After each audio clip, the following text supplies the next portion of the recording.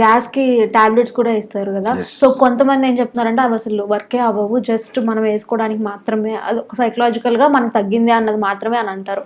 దీని మీద మీరేమంటారు? అంటే సైకలాజికల్ గా తగ్గింది అంటే దాంట్లో గ్యాస్ ఫామ్ అవటం కానీ ఎసిడిటీకి సంబంధించిన లక్షణాలు కానీ రకరకాల కారణాలు ఉంటాయి. సపోజ్ మీకు ఈసోఫేగస్ అంటే ఫుడ్ పైప్, లేదంటే స్టమక్ పొట్ట, ఇక్కడ ఏమన్నా అల్సర్స్ కానీ పూత కానీ వచ్చింది అంటే మనకు ఆ ఎవిడెన్స్ ఉంటే అప్పుడు ఈ అసిడిటీ టాబ్లెట్స్ పనిచేస్తాయి.